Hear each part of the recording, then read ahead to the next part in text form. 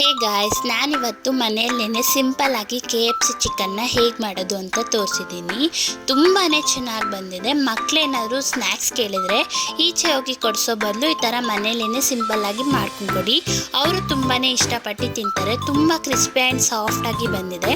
ಈಗ ಹೇಗೆ ಮಾಡೋದು ನೋಡೋದಕ್ಕಿಂತ ಮುಂಚೆ ಯಾರೆಲ್ಲ ನಮ್ಮ ಚಾನೆಲ್ನ ಹೊಸದಾಗಿ ನೋಡ್ತಿದ್ದೀರೋ ಪ್ಲೀಸ್ ಸಬ್ಸ್ಕ್ರೈಬ್ ಮಾಡ್ಕೊಂಡು ಬೆಲ್ಲೈಕನ್ನ ಕ್ಲಿಕ್ ಮಾಡಿ.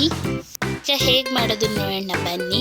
ಒಂದು ದೊಡ್ಡ ಸೈಜಿಂದ ಒಂದು ಮೊಟ್ಟೆ ತಗೊಂಡು ಎಗ್ ವೈಟ್ ಮಾತ್ರನೇ ಹಾಕೊಳ್ಳಿ.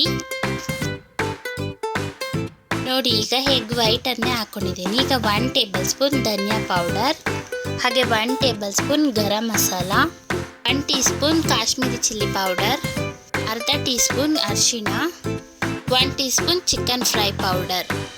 ಈಗ ಇದೆಲ್ಲವನ್ನು ಚೆನ್ನಾಗಿ ಮಿಕ್ಸ್ ಮಾಡ್ಕೊಳ್ಳಿ. ಮಿಕ್ಸ್ ಮಾಡ್ಕೊಂಡಿದ್ದಾದ್ಮೇಲೆ 2 ಟೇಬಲ್ ಸ್ಪೂನ್ ಆಯಿಲ್,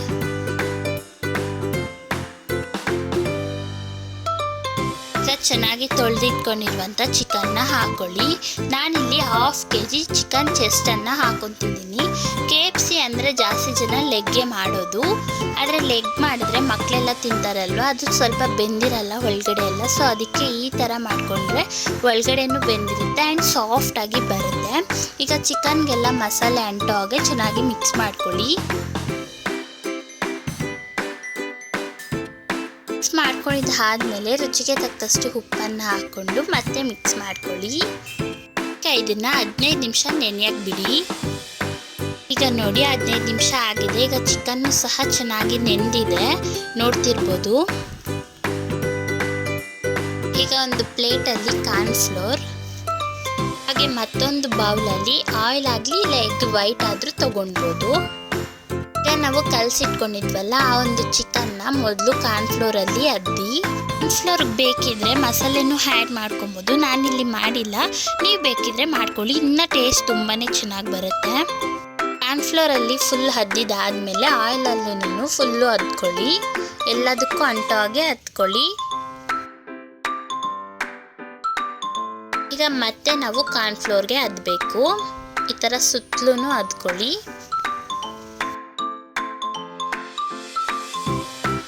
ನೋಡಿ, ಈ ಥರ ಮಾಡ್ಕೊಳ್ಳಿ.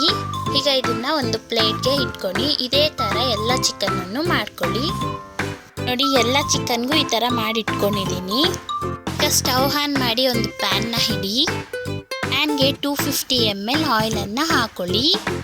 ಆಯಿಲ್ ಚೆನ್ನಾಗಿ ಕಾಯೋ ತನಕ ಬಿಡಿ.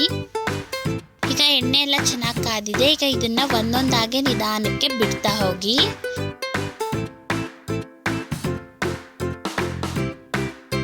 ಎಣ್ಣೆಗೆಲ್ಲನೂ ಹಾಕಿದಾದ್ಮೇಲೆ ನಿಧಾನಕ್ಕೆ ಸೌಟಿಂದ ತಿರುಗಿಸ್ಕೊಳ್ಳಿ. ಈ ಥರ ಮಾಡಬೇಕಾದ್ರೆ ಸ್ವಲ್ಪ ಎಣ್ಣೆ ಎಲ್ಲನೂ ವೈಟ್ ಕಲರ್ ಆಗುತ್ತೆ, ನೀವೇನು ಟೆನ್ಷನ್ ಪಡಬೇಡಿ, ಅದು ಆಮೇಲೆ ಸರೋಗುತ್ತೆ.